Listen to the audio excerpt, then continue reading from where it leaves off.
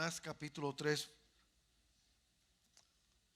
Voy a leerle para empezar del verso 5 al verso 10. Pero después usted mantenga su Biblia disponible, porque después vamos a tratar algunos versículos más a lo largo del mensaje. Jonás capítulo 3. Y voy a empezar leyendo del verso 5 al 10. Gracias por estar aquí hoy. Gracias por conectarse a Misión La Cosecha. Gracias por ser parte de esta experiencia linda que estamos teniendo. Hoy, por tradición, en el campo cristiano, pues se celebra lo que comúnmente llamamos Domingo de Ramos. Y qué bueno que usted vino a la iglesia hoy. Y qué bueno que usted vino aquí a escuchar la palabra del Señor y conectarse. Nosotros, pues como iglesia, tratamos de siempre alinearnos a lo que está pasando para bendecir sus vidas y hablarles de la palabra del Señor. Y cuando comenzamos este año y estábamos anotando las fechas, nosotros empezamos esta serie que hoy concluimos, que le titulamos Cegados. Y cuando estaba preparando el calendario, me di cuenta inmediatamente que el mensaje de hoy no está alineado a la ocasión. Y yo casi siempre pues trato de terminar una serie y termina cuando parte un evento como este, predico el evento y luego continúo. Pero pasó algo extraño para mí, que cada vez que quería ajustar la serie a que terminara la semana pasada, algo no me dejaba, y entendí que era uno de esos momentos en que tenía que darle continuidad al mensaje y prestar menos atención a la vena religiosa que yo tengo de celebrar Domingo de Ramos. Y por eso, cuando esté predicando hoy, usted va a preguntarse qué tiene que ver este mensaje con Domingo de Ramos. Y la verdad es que es absolutamente nada. El mensaje de hoy no tiene nada que ver con la ocasión de hoy, pero sigue siendo el mensaje de Dios y sigue siendo la palabra del Señor. Leo a la gloria del Padre, del Hijo y del Espíritu Santo. La iglesia dice: y los hombres de Nínive creyeron a Dios y proclamaron ayuno, y se vistieron de cilicio desde el mayor hasta el menor de ellos. Y llegó la noticia hasta el rey de Nínive, y se levantó de su silla, se despojó de su vestido y se cubrió de cilicio y se sentó sobre ceniza. E hizo proclamar y anunciar en Nínive por mandato del rey y de sus grandes, diciendo: hombres y animales, bueyes y ovejas, no gusten cosa alguna, no se les dé alimento ni beban agua, sino cúbranse de cilicio hombres y animales, y clamen a Dios fuertemente, y conviértase cada uno de su mal camino y de la rapiña que hay en sus manos. ¿Quién sabe si se volverá y se arrepentirá Dios y se apartará del ardor de su ira, y no pereceremos? Y vio Dios lo que hicieron, y que se convirtieron de su mal camino, y se arrepintió del mal que había dicho que les haría, y no lo hizo. Pueden sentarse. Como les dije, hace 5 semanas atrás comenzamos esta temática, cegados. Y la idea de este mensaje ha sido y es resaltar emociones, sentimientos que nosotros como seres humanos pues manejamos. Emociones como el enojo, el orgullo, el desánimo, la frustración. Y hoy en particular voy a tratar lo que significa ser cegado por la amargura. Y para reconciliar todo lo que hemos estado hablando, me hice esta pregunta: ¿qué tienen todas estas emociones o sensaciones en común? Y me di a la tarea de tratar de reconciliar todas estas emociones, todas estas sensaciones y ver qué todas ellas tenían en común. Y llegué a una conclusión, y es que todas ellas carecen de intelecto. Todas estas emociones, todas estas sensaciones carecen de intelecto. Las emociones por sí mismas no tienen cerebro.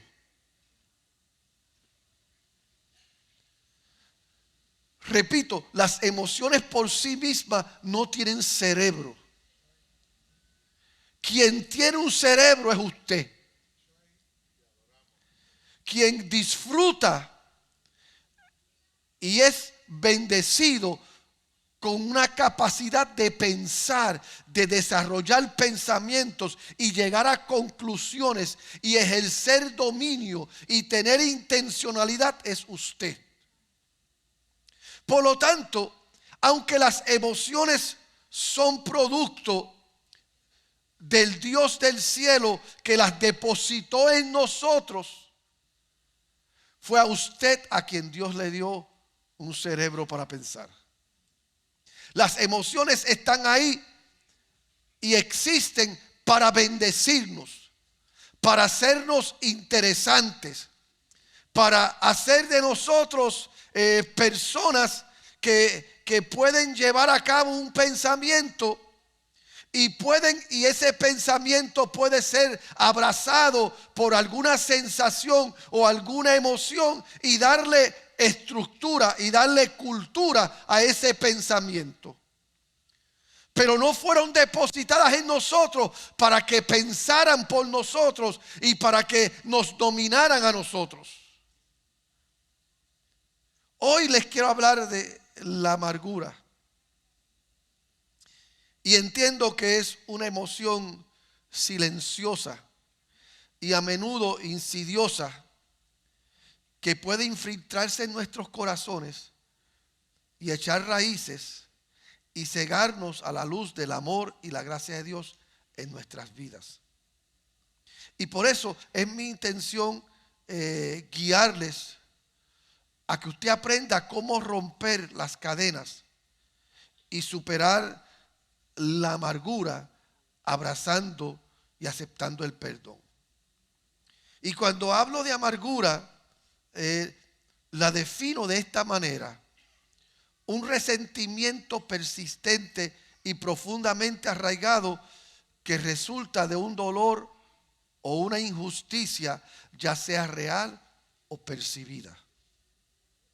Así es que se define la amargura: un resentimiento persistente y profundamente arraigado que resulta de un dolor o de una injusticia real o percibida. Porque es importante que usted entienda esto, no solamente de la amargura, sino de cualquier sentimiento. Sus sentimientos, sus emociones pueden ser producto de algo que pasó, algo que es real, algo que está pasando, algo que usted está viviendo, como también pueden ser producto de algo que usted percibe.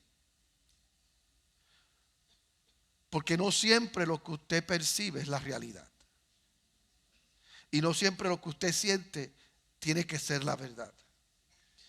La mayoría de nosotros hemos oído la historia de Jonás. Jonás y la ballena.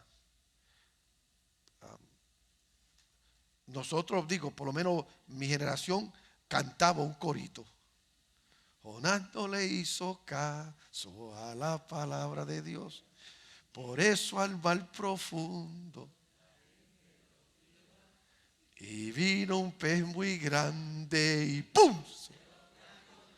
¿Por qué no le hizo caso?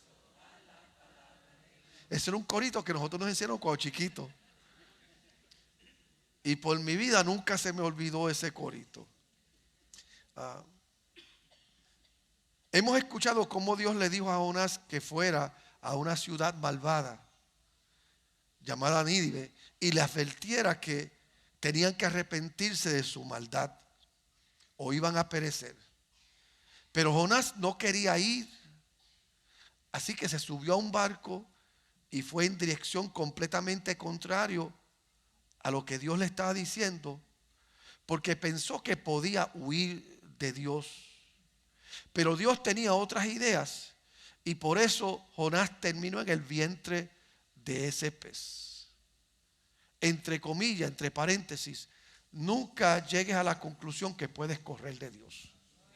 Nunca llegues a la conclusión que Dios te va a decir algo, que Dios va a hacer planes contigo y tú vas a poder esconderte de los planes de Dios. Y la Biblia dice que Jonás terminó dentro de este pez bien grande. Y es sorprendente lo que puede pasar cuando Dios te jala las orejas y te doblega. Jonás pensó que él podía hacer lo que él quería, podía ir donde él quería, podía huir de Dios. Pero Dios sabía lo que tenía que hacer para alinear el corazón de Jonás. Dios sabe lo que Él tiene que hacer para alinear tu corazón. Y Dios sabe lo que Él tiene que hacer para llevarte al lugar del sí que Él necesita de ti. Porque escucha esto, Dios trata con nosotros. Y cuando Dios trata con nosotros, Él trata del lugar del sí que Él sabe que hay en nosotros. Por ejemplo, si Dios te llama a un pastorado, si Dios te llama a un ministerio, si Dios te llama a un servicio, si Dios te llama y te da una asignación, Él te llama porque Él sabe que en ti hay un sí, que va a hacer esa asignación realizarse. Ahora, la pregunta es esta: el sí tuyo va a llegar desde el punto del llamado o va a llegar desde el lugar de tu frustración. Si le haces caso a Dios cuando Dios te habla, pues tienes el beneficio de estar operando en la perfecta voluntad de Dios y Él manifestarse en tu vida y manifestarse a través de aquello que Él te asignó. Si Dios te llamó y Dios te habló y tú decidiste montarte en un barco e ir en la dirección opuesta, pues vas a terminar en el vientre de una ballena, vas a terminar doblegado, vas a terminar con un chichón, vas a terminar con un ojo hinchado, vas a terminar cojo, vas a terminar manco, vas a terminar tuerto, pero al fin del día vas a hacer lo que Dios quiso que tú hicieras. La pregunta es, ¿lo vas a hacer ahora o lo vas a hacer en el pez de una ballena? En el vientre de una ballena. Nosotros escuchamos la historia de Jonás. Y Jonás no quiso hacerle caso a Dios. Y después de Dios jalar las orejas a Jonás, y después de pasar 3 días y 3 noches en el vientre de una ballena, Jonás terminó orando y arrepintiéndose. Y finalmente tuvo que ir a Nínive y le predicó. Y esta ciudad se arrepintió. Fin de la historia. Not quite. No necesariamente. Para nosotros que cantamos el corito, ahí se acaba la historia. Para los que leemos la Biblia entendemos que falta mucho más. El final del libro de Jonás no es un cuadro bonito. Termina con Jonás todavía sentado con amargura y odio, deseando nunca haber nacido y nunca haber ido a Nínive. Porque en el corazón de Jonás él lo que quería era que la gente de Nínive muriera. De hecho, incluso mire el atrevimiento de Jonás, como él le dice a Dios en el versículo 2. Y oró a Jehová y dijo: ahora, oh Jehová, ¿no es esto lo que yo decía estando aún en mi tierra?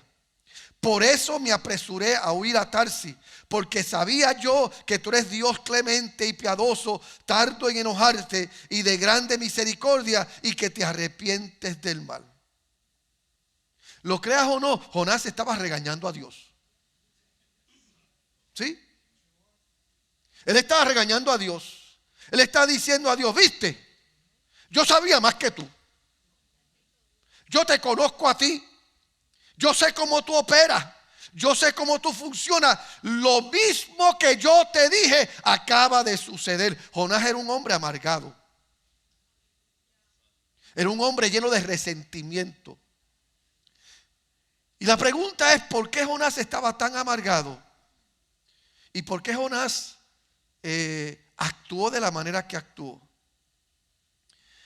La Biblia no dice exactamente cuál era la raíz de la amargura de Jonás, pero podemos especular basado en la historia.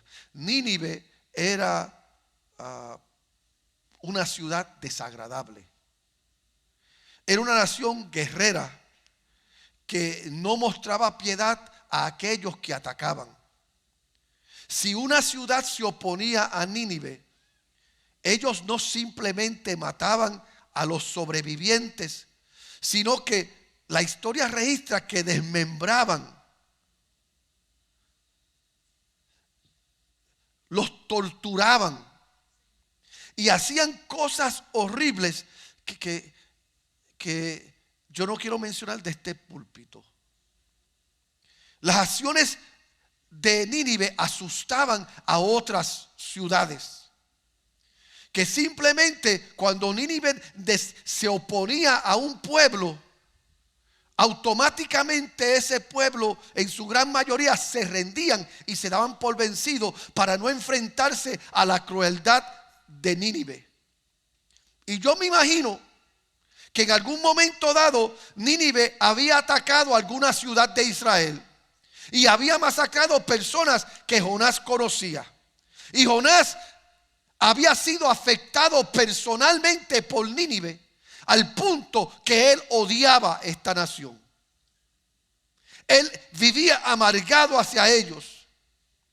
Y Jonás, cuando Dios le habla y le dice: quiero que le prediques a Nínive, quiero que le anuncies mi ira sobre ellos. Jonás lo más que quería era que Dios castigara a Nínive. Lo más que Jonás quería era que Nínive viera la mano de Dios sobre ellos. Pero Jonás tenía un problema. Él conocía a Dios. Y él sabía que Dios era un Dios perdonador. Era un Dios misericordioso. Era un Dios que cuando el hombre se humilla, Dios lo ensalza. Y ese era el problema de Jonás, porque eso no es lo que él quería con Nínive. Él quería lo peor para Nínive. En un momento volveremos a explicar la amargura de Jonás. Pero déjeme decirle por qué es tan importante lo que le estoy predicando. Y quiero que vaya conmigo. En la pantalla va a estar en Hebreos 12:15. Dice Hebreos 12:15: mirad bien, no sea que alguno deje de alcanzar la gracia de Dios, que brotando alguna raíz de amargura os estorbe y por ella muchos sean contaminados. La Biblia nos advierte que tengamos cuidado. Tengamos cuidado con la amargura y que ella eche raíces en nosotros. Mire, hermano, hay pecados que nos robará la gracia de Dios en nuestras vidas. Y cuando usted está en Hebreo, este mismo capítulo lo estaba leyendo, en el versículo 16, por ejemplo, Dios nos dice que tengamos cuidado con la inmoralidad sexual. Y en el versículo 16-17 nos advierte contra la impiedad. Pero Dios inicia esta lista con quizás lo que yo llamo el pecado mortal más peligroso: la amargura. En el 16-17 está hablando de la inmoralidad sexual y está hablando, amén, de la impiedad. Pero la lista empieza hablando de la amargura. ¿Y por qué digo que la amargura es quizás el más mortal de los pecados? Por varias razones. Número uno, porque la amargura causa problemas y contamina a muchos. Iglesias se han dividido debido a la amargura. Y he visto congregaciones ser arruinadas, ser dañadas en nombre de Jesús. A veces al punto de no poder ser reparado el daño que se hizo simplemente por alguien amargado. Alguien en una congregación se enojó tanto por una ofensa que sufrió o que creyó haber sufrido, que puede ser implacable en su búsqueda de venganza. Y luchan por incorporar a otros en su causa y traen problemas a la iglesia de Cristo y contaminan a muchos con su amargura. Una vez más, la razón por la que la amargura es tan mortal es porque causa problemas y contamina a otros. Mira, hermano, el pecado sexual y la impiedad también son mortales, pero solo la amargura involucra a otros en su causa. Porque tú puedes pecar sexualmente y tú puedes ser un impío malo. Y el que se envuelve contigo se envuelve voluntariamente entendiendo que tú estás mal. Si tú vas a cometer fornicación, si tú vas a cometer adulterio, si tú vas a cometer un acto sexual, aunque otros se unan a ti, se unen a ti sabiendo que participan de tu pecado. Si tú estás haciendo algún mal a alguien y tú estás siendo impío en tu conducta y otros se envuelven contigo en esa impiedad, lo están haciendo sabiendo que tú estás mal y ellos son partícipes de eso. Pero solo la amargura es el pecado que arrastra a otros engañándolos. ¿Por qué la amargura traería a otros? Porque, y esto me lleva a la otra razón por la que la amargura es tan mortal. Porque la amargura esencialmente es una enfermedad religiosa.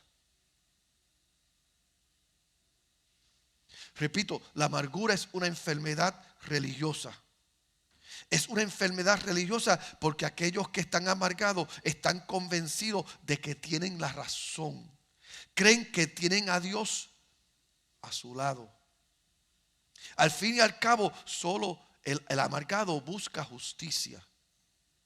Esa otra persona o grupo los han ofendido y esa persona o grupo deben de pagar el precio. Y su deseo de satisfacción por su amargura continúa por siglos. La amargura es una enfermedad religiosa y es una enfermedad religiosa porque aquellos que permiten que eche raíces en sus almas toman para sí el trono de Dios y se sientan a juzgar a aquellos con quienes están amargados. Te ofendiste, te hirieron, te resentiste y tú percibes y llegas a la conclusión que esa injusticia merece ser castigada. Santiago 4, 11 y 12 dice: hermanos, no murmuréis los unos de los otros. El que murmura del hermano y juzga a su hermano, murmura de la ley y juzga a la ley. Pero si tú juzgas a la ley, no eres hacedor de la ley, sino juez. Uno solo es el dador de la ley, que puede salvar y perder. Pero tú, ¿quién eres para que juzgues a otro? Cuando tú te amargas, tú te pones en la posición de juez. Cuando tú te amargas, tú decides que eres tú el que sabes cómo deben ser los otros recompensados.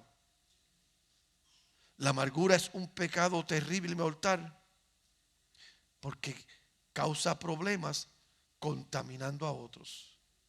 Pero también hace que la persona amargada empuje a Dios fuera de su trono y se sienta ella a juzgar a otros. Y eso es lo que pasó a Jonás. Él quería justicia, pero él no quería el tipo de justicia de Dios. Nínive había sido una ciudad malvada y merecía ser aniquilada. Su gente merecía morir. Esta fue la conclusión de Jonás. Y puede haber ocasiones en las que usted y yo nos enfrentaremos a la misma emoción. Tendremos o tenderemos a sentir resentimiento hacia alguien que nos ha maltratado y hacia alguien que, como nos maltrató, nos hirió, nos ofendió, no nos importa. Y estaremos tentados a despreciarlos y tal vez incluso hacer lo que podamos para dañarlos y destruirlos.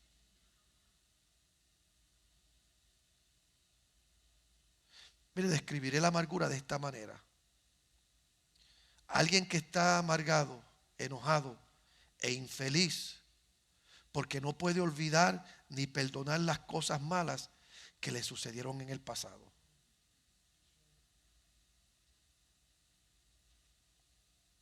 Alguien que está amargado, enojado, porque el enojo es hermano gemelo de la amargura. Alguien que está infeliz, que son familia de la amargura y no puede olvidar ni perdonar las cosas malas que le hicieron en el pasado. Si tú no puedes olvidar y no puedes soltar aquello que un día te hirió, aquello que un día te ofendió, aquello que un día pretendió dañarte, y tú no puedes soltarlo, tú eres una persona amargada.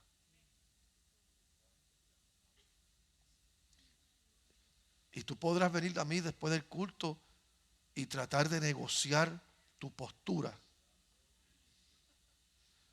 pero no niegas que estás amargado. Si todo lo que tú vives o Dios quiere que tú vivas, lo vives a través del lente de lo que te hicieron, tú estás amargado. Otro pensamiento acerca de la amargura es este: comienza cuando nos aferramos a la ira y al resentimiento. Ahí es que comienza la ira, cuando nos aferramos a aquello que nos dolió, aquellos que nos hizo sentir mal y no podemos soltarlo. Leí una historia sobre nativos de la Polinesia que pasaban gran parte de su tiempo peleando y tenían las costumbres de recordar cosas que otros le habían hecho para ofenderlos. Y tomaban algo que pertenecía al delincuente, y lo colgaban del techo donde ellos dormían. Y se acostaban a mirar eso que le pertenecía al que le ofendió. Y estaban toda la noche planificando cómo vengarse.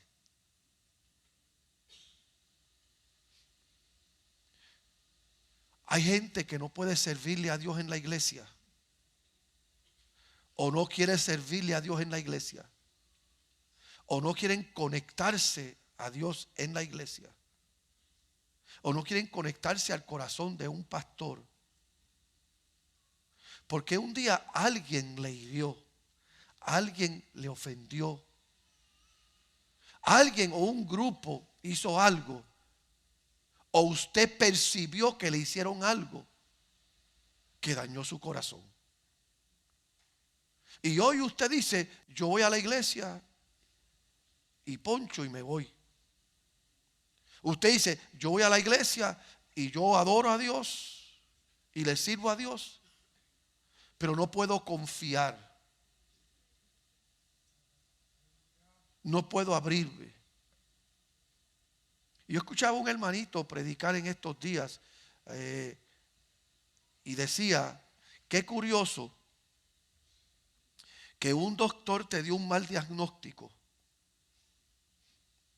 y te recetó la pastilla o la medicina que no era y te causó alergia, pero tú vuelves al doctor para que él corrija lo que hizo.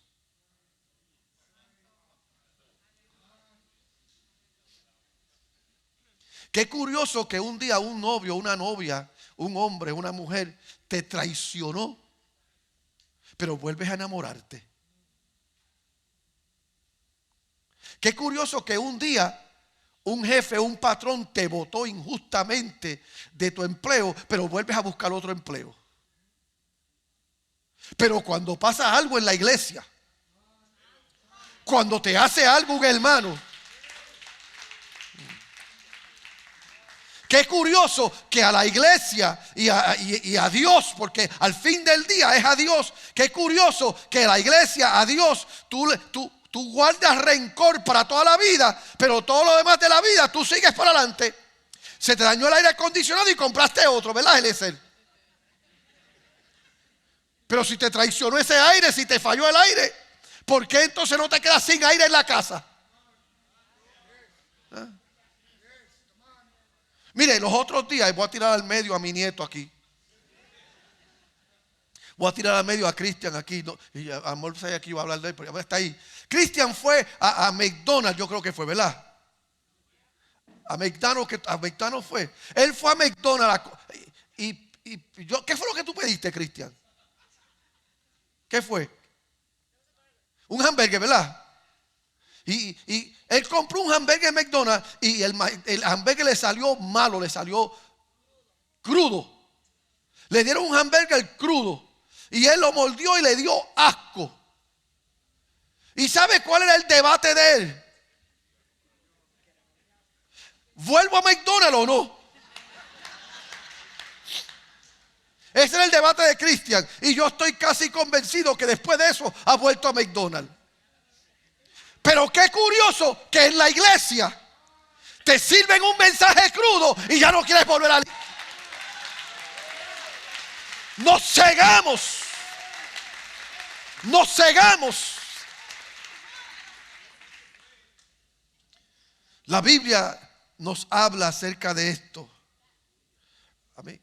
Y la Biblia nos dice en Efesios 4:31, quítese de vosotros toda amargura, enojo, ira, gritería y maledicencia y toda malicia. Tú no puedes vivir arrastrando emociones, sentimientos, resentimientos. Tú no puedes vivir arrastrando cosas que un día llegaron a tu vida, no necesariamente porque Dios las permitió. Porque hay cosas que llegan porque nosotros no las buscamos. Hay otras cosas que llegan porque vivimos en un mundo lleno de gente.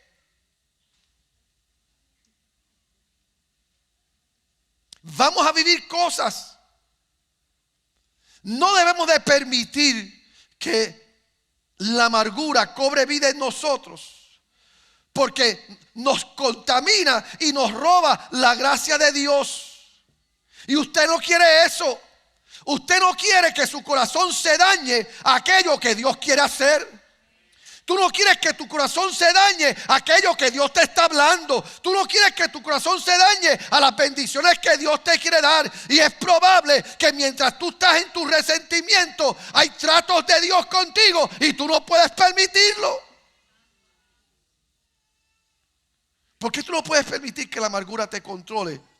Porque la amargura y el resentimiento demuestra que no confías en Dios, que no crees que Dios puede pelear por ti. Hay cosas que nosotros vamos a vivir que vamos a tener que dejárselas a Dios. Te habló malo, te miró mal, no te saludaron, te traicionaron, te ofendieron, te hirieron. ¿Cuándo vamos a aprender a mirar al cielo y decirle a Dios: toma, tuya es la venganza, tú eres el que paga?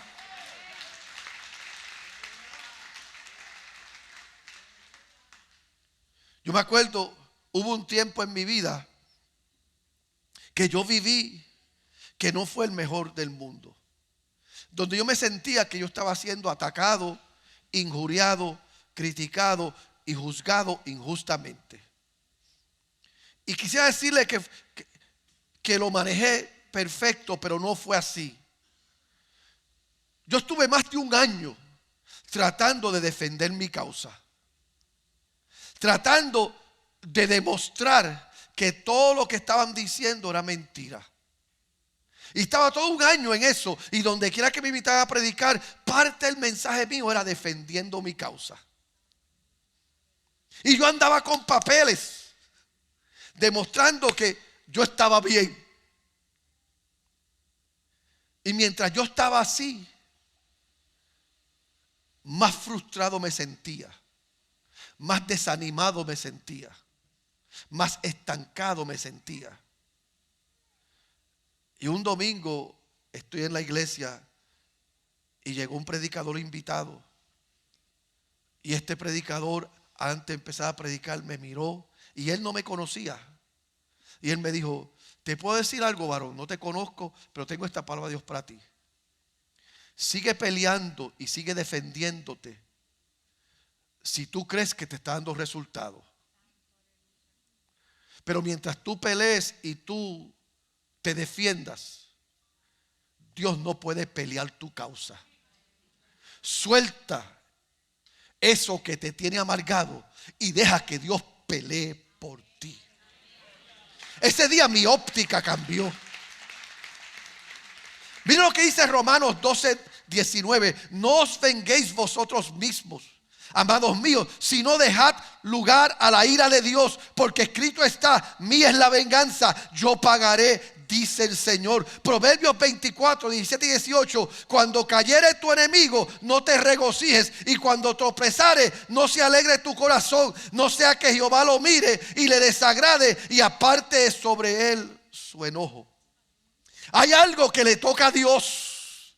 Y si usted es hijo de Dios, y yo creo que usted lo es, si usted tiene un llamado de Dios, y yo creo que usted lo tiene, si hay promesa de Dios sobre tu vida, y yo creo que hay promesa de Dios sobre tu vida, pues entonces más te vale decirle a Dios: esto que me quiere dañar, esto que me quiere amargar, esto que me quiere contaminar, esto que me quiere mantener desconectado, te lo entrego a ti para que seas tú el que me sanes.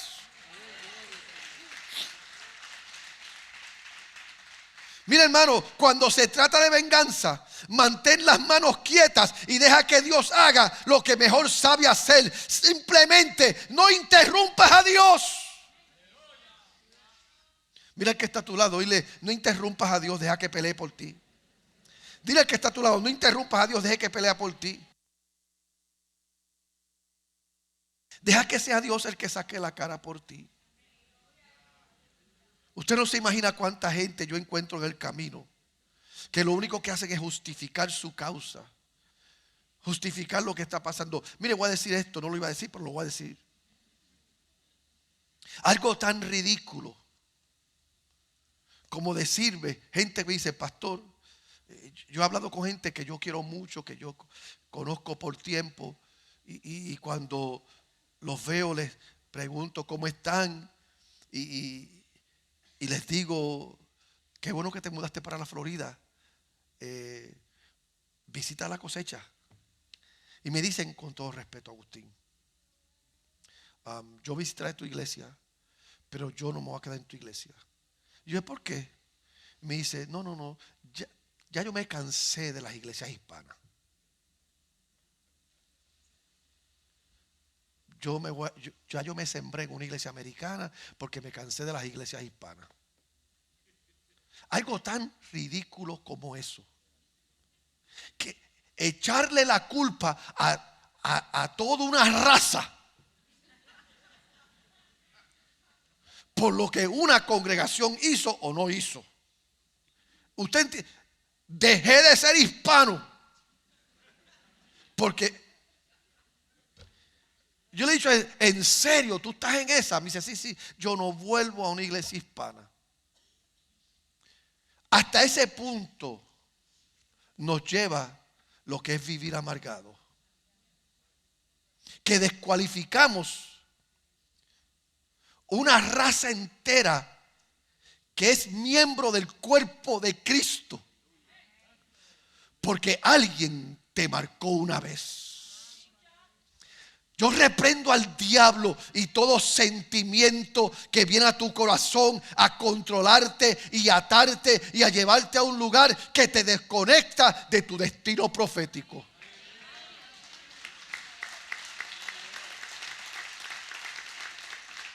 Y usted dice: pastor, pero ¿cómo que me desconecta de mi destino profético? Si yo quiero estar en una iglesia americana, una iglesia de blanco, ¿cómo eso me desconecta a mí de mi destino profético? Te voy a decir cómo.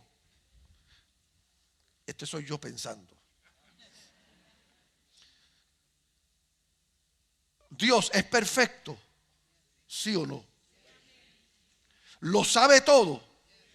¿Sí o no? ¿Él ve el futuro?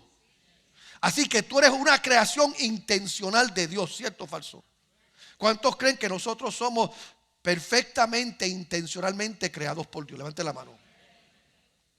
Usted irse a una iglesia de otro idioma que no es el suyo, usted lo que está diciendo, te equivocaste, Dios. Me hiciste hispano, pero no los soporto. Me hiciste hispano y no me gustan ellos. Si Dios te creó y puso en ti unas capacidades, es para que tú explotes esas capacidades. Si Dios te hizo a ti latino y tú no aprendes y tú descuidas tu español, eso es tú descuidando algo que Dios depositó en ti de naturaleza. Por eso yo creo que todo hispano debe aprender, no debe de soltar su idioma. Yo lo entiendo. Dios te hizo de una manera, no suelte eso que Dios te dio. Algo que es innato en ti. Dice, pastor, usted está usando un poquito político, un poco racista. A través de la Biblia, usted ve a Dios diciéndole al pueblo que entendieran su herencia, que entendieran su cultura y no fuesen racistas, no discriminaran, pero que no descuidaran quiénes son. Y nosotros a veces por una raíz de amargura, por un resentimiento, queremos abandonar aquello que Dios nos dio. ¿Sabe la bendición más grande que la iglesia latina tiene? Que nosotros en este país por lo menos nos estamos convirtiendo, y si no nos hemos convertido ya, en la minoría más grande en este país. Todos los días vienen gente de Centro, Suramérica, vienen gente de Europa, vienen gente de Latinoamérica, vienen gente del Caribe hispano. Todos los días se está llenando este país de gente de la lengua hispana. Y nosotros, la iglesia hispana, queremos abandonar eso. Y Dios bendiga a los americanos que ahora se han dado cuenta de algo que nosotros hemos descuidado, y ellos están teniendo programas para latinos. Las iglesias latinas quieren hablar inglés y las iglesias americanas quieren hablar español. Mire la locura de eso. ¿Por qué? Porque en el camino algo ha pasado, algo hemos visto, algún resentimiento hemos tenido, algo ha llegado a nuestras vidas que nos ha querido cegar. Y Dios te está diciendo, no hagas eso, no permitas eso. Abraza todo lo que el cielo tiene para ti. Abraza todo lo que el cielo para ti, y parte de lo que el cielo tiene para ti es tu herencia. Pero hay algo más cínico aquí cuando nosotros abrazamos la amargura. Es que nos olvidamos que al fin del día nosotros representamos a Cristo. Jonás no se dio cuenta de eso. Pero ¿sabe que Jonás de una manera profética representó a Jesús también? Jesús comparó su propia muerte, sepultura y resurrección con el tiempo de Jonás. Mira lo que dice Mateo 12:40. Porque como estuvo Jonás en el vientre del gran pez 3 días y 3 noches, así estará el Hijo del Hombre en el corazón de la tierra 3 días y 3 noches. Entonces la vida de Jonás tenía un simbolismo profético, representativo, que él en su amargura rechazaba. Que él en su amargura no quería abrazar. Y tu verdad es esta: hay algo en ti de Dios que representa a Cristo. Hay algo en ti de Dios que se convierte en un puente entre el presente tuyo y el futuro de aquellos que tú impactas, que tú influencias. Y mientras tú estés arrastrado, mientras tú estés atado por un pensamiento que no es de Dios, tú no representas a Dios debidamente. Jonás sabía que Dios era misericordioso. Jonás sabía que Dios abundaba en un amor inquebrantable. Jonás sabía que Dios podía perdonar a Nínive. Simplemente no quería que Dios hiciera eso. Y por eso Jonás se molestó cuando Dios los perdonó. Pero mire qué cosa. Cuando Jonás quedó atrapado en el vientre del pez, rogó y fue perdonado. Rogó que Dios le diera una segunda oportunidad y Dios se la dio. Pero su amargura y enojo lo cegaron ante el hecho de que el Dios a quien él servía fue tan paciente con él como lo quería hacer con Nínive. Porque muchas veces obviamos o ignoramos que esos sentimientos que nos atan y nos amargan, Dios los perdona, Dios te restaura, Dios te sana. Pero si no tienes cuidado, te ciegas a lo que Dios hizo contigo o hace contigo. Y por eso quieres que a otros se les dé lo contrario a lo que a ti te dieron. Tú quieres que Dios te perdone. Tú quieres que Dios te salve. Tú quieres que Dios esté contigo. Pero no lo deseas para otro. Porque tú te has sentado en el trono de Dios. Tú le has dicho a Dios, yo sé más que tú. Tú le dices a Dios, yo quiero manejar esto a mi manera, porque la manera tuya es la manera incorrecta. Y quieres privar a otros de todo lo que Dios te da a ti un día. Eso es injusticia. Y entonces arrastras a otro en tu causa. Y otros empiezan a defender tu causa porque tú los arrastraste. Ese es el pecado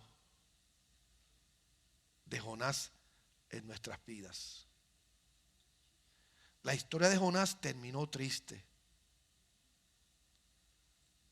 Terminó triste porque él terminó enojado. Él terminó amargado. Él terminó siendo injusto. Y terminó siendo cegado. ¿Y cuál es mi consejo para ustedes en el día de hoy? Yo tengo 3 consejos para esta semana. Y apúntelos. Número 1. Toma tiempo esta semana para examinar ejemplos bíblicos de amargura. Por ejemplo, la historia de José y sus hermanos, que están en Génesis 37 en adelante. O la historia de hoy. Date tiempo a leer esa historia. Date tiempo a examinarlas, para que vea lo que la Biblia dice acerca de esto. Número 2. Y esta puede ser la parte un poco difícil para ustedes en esta semana. Identifica el ciclo de dolor que conduce a más dolor, perpetuando un ciclo de quebrantamiento en tu familia o en el ciclo de tu familia. Toma tiempo esta semana de mirarte a ti y mirar los tuyos. Identifica el dolor en ellos, la amargura en ellos. Identifica dónde están ellos en su jornada emocional. Tienes que verlo, porque si tú no ves eso, no vas a ver lo que está pasando contigo. Yo he conocido gente que yo los admiraba mucho hasta que me di cuenta, porque los observé y me di cuenta que son gente enojada. Yo he conocido gente que yo admiraba mucho hasta que me di cuenta que eran gente amargada. Yo tengo un amigo de infancia que yo siempre lo consideré bien talentoso. Y siempre consideré que era tremendo escritor de alabanzas. Incluso yo cantaba las alabanzas de él. Hasta que un día yo le dije a alguien, le dije a un amigo pastor, mira, invita a este amigo mío a tu iglesia a cantar. Él es bien talentoso y canta sus propias alabanzas. Y el amigo mío pastor me dijo, sí, yo sé quién es. Y él, ¿lo vas a invitar? No, no lo voy a invitar. Yo, ¿por qué? Me dice, Agustín, ¿tú no te has dado cuenta que tu amigo es un amargado? Yo, ¿cómo que mi amigo es un amargado? Agustín, todas las canciones de él son canciones de un amargado. Todas las canciones de él te dan ganas de quitarte la vida. Y yo, no. Me dice, escucha las canciones bien, Agustín. Y yo empecé, y yo dije, marrayo parte, es verdad. En todas las canciones de él, alguien lo traicionó, alguien lo maltrató, alguien lo hizo llorar, alguien lo hizo apartarse. En todas las canciones de él reflejaban amargura. Y para mí él era tremendo artista. Para mí era tremendo compositor. Hasta que yo identifiqué el ciclo de dolor en la vida de él. ¿Sabrá Dios con cuánta gente tú te asocias? Amigos o familiares que viven desde la perspectiva del dolor de ellos y sin darte cuenta están afectando tu estado de ánimo. Esta semana identifica eso. Y te garantizo que es posible que te ayude a ser un mejor esposo. Porque si te asocias con un hombre que vive amargado y para ese hombre todas las mujeres son malas y hay que tratarlas de esta manera, pues tú sin darte cuenta. Yo me acuerdo una vez, yo estaba hablando con el hermano de mi esposa y él me dijo eso, me dijo, para mí él era un héroe, ¿verdad? El que fue esposo de ella. Para el hermano de mi esposa, él era un héroe. Y él, ese hombre, él era el héroe de él. Hasta que él creció y él empezó a tratar a las mujeres como ese amigo de él trataba a las mujeres. Y se dio cuenta, yo soy un verdugo. Yo trato a las mujeres mal. Y es porque el héroe de él era alguien que trataba a las mujeres mal. Es posible que tú puedes ser un mejor padre cuando identifiques el ciclo de dolor en otro padre que es tu amigo y tú tratas a tus hijos como ese otro hombre o esa otra mujer trata a sus hijos, porque es tu héroe y así tú ves las cosas. Identifica eso en tu vida para que cortes con eso esta semana. Y finalmente, reflexiona sobre la magnitud del perdón de Dios en tu propia vida. Y hazte esta pregunta: ¿cuánto Dios te ha perdonado? En vez de estar mirando a los otros a través del lente de lo que te hicieron, saca tiempo esta semana y mira a otros a través del lente de lo que Dios hizo por ti. Y cuando los vea a ellos a través del lente de lo que Dios hizo por ti, da por gracia esta semana lo que por gracia un día tú recibiste.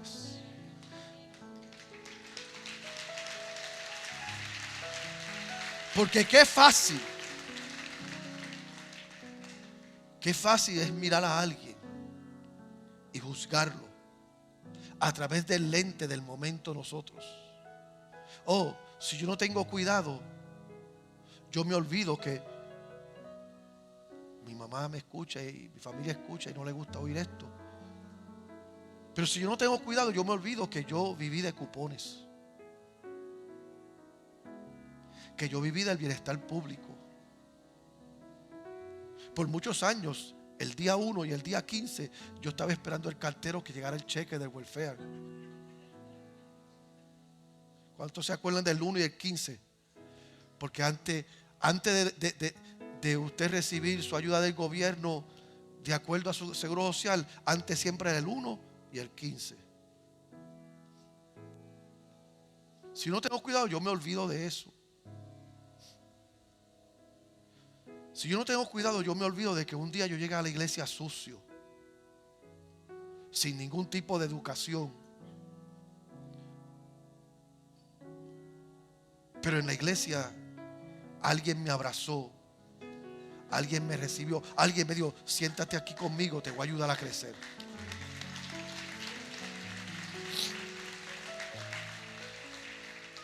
Si yo me olvido, hubo un día que alguien creyó en mí. Pues esta semana, date a la tarea